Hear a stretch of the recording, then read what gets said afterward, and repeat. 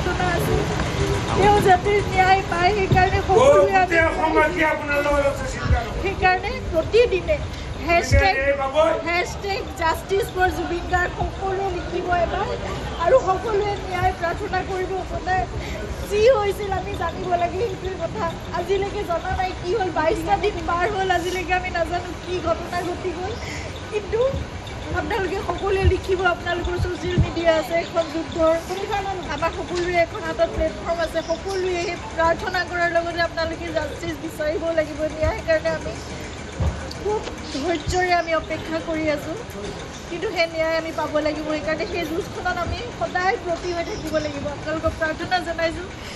হেশটেগ justice for Zubeen Garg সদায় লিখিব আপোনালোকে সদায় লিখিব সদায় দাবী কৰিব সদায় অনুৰোধ কৰিব সদায় প্ৰাৰ্থনা কৰিব কিন্তু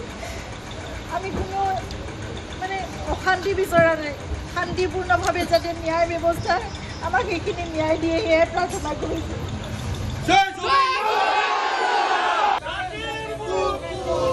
দেখা পালো তোমাৰ ছবি মায়া বিনা গোপনে আহি ইয়াৰ পুমা তুমি যেমন শুকান মনৰ নিয়ৰৰে চেঁচা তোমাৰ নামি অহা ৰ'দৰে গৈ মোৰ দেহত গতি পোৱা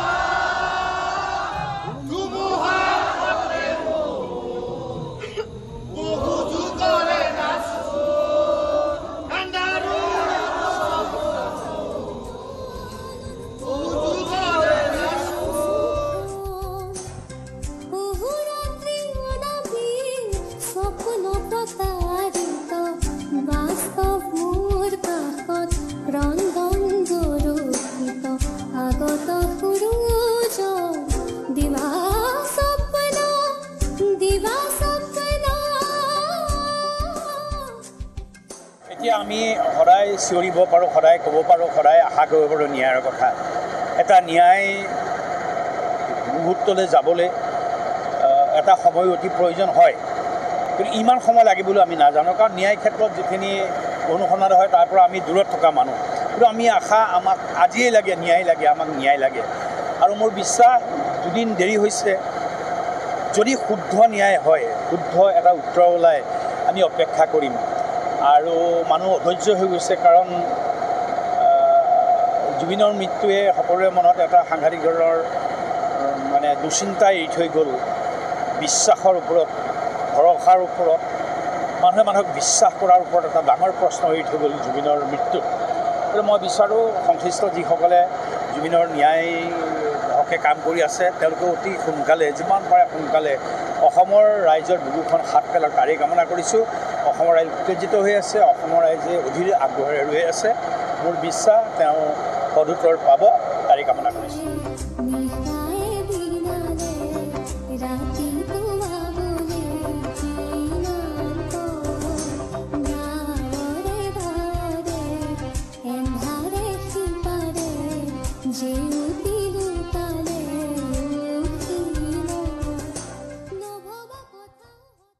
সকলোৱে জানো যে এইটো নেচাৰেল ডেথ নাছিলে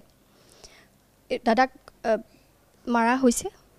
আৰু টোটেল নেগলিজেন্সৰ বাবে চ' শাস্তি পাবই লাগিব যিসমূহ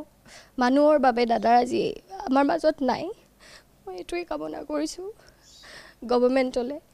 যে তেওঁলোকক শাস্তি দিয়ক যিমান সোনকালে হওক আৰু দাদাই যাতে ন্যায় পাওক সেইটোৱে মই কামনা কৰিছোঁ আৰু দাদাই আমাক সদায় চাই আছে আশীৰ্বাদ কৰিব বুজি পোৱাৰ আগতে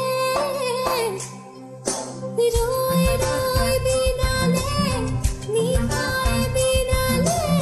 ৰাতি পুৱাব যোৱা পৰহি গৰিমাই যেতিয়া ইয়াত আহি কান্দি কান্দি ক'বলগীয়া হৈছে জাষ্টিছ ফৰ জুবিন গাৰ্গ আপোনালোকে লিখক কম দুখৰ কথা নাই আমাৰ কাৰণে কম লজ্জাৰ কথা নাই আমাৰ কাৰণে এগৰাকী নাগৰিক হিচাপে গণতান্ত্ৰিক দেশখনত যেতিয়া আমি বাস কৰিছোঁ গতিকে আমি ন্যায় ব্যৱস্থাৰ ওপৰত আমি আস্থা ৰাখিবলৈ বাধ্য মাত্ৰ এটাই অনুৰোধ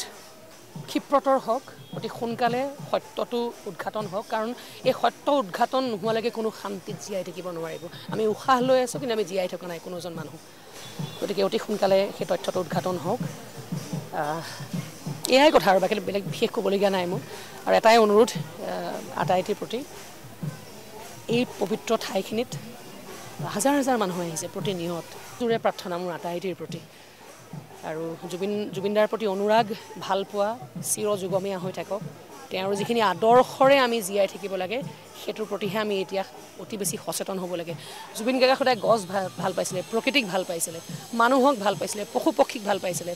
নতুন প্ৰজন্মৰ প্ৰতি মোৰ এটাই অনুৰোধ তেওঁৰ সেই আদৰ্শবোৰক লৈ জীয়াই থাকিবলৈ শিকক এই যে তেওঁ জাতি ধৰ্ম বৰ্ণ নিৰ্বিশেষে মানুহক মানুহ হিচাপে একতাৰ জৰিয়তে বান্ধ খুৱাই থৈ গ'ল তেওঁৰ কায়িকভাৱে আমাৰ মাজৰ পৰা নাইকিয়া হোৱাৰ পিছত যিটো নজিৰ আমাক দেখুৱাই থৈ গ'ল সেই নজিৰলৈ আমি জীয়াই থকা হওক যুৱ প্ৰজন্মৰ প্ৰত্যেকজন মানুহ বৃহত্তৰ অসমীয়া জাতি এখন বৰ অসম আমি সৃষ্টি কৰা হওক সেইটোৱে মোৰ একান্ত অনুৰোধ বাকী আমি প্ৰত্যেকেই এতিয়া অপেক্ষাৰত অতি শীঘ্ৰে আমাক সত্যত উদঘাটন হওক যাতে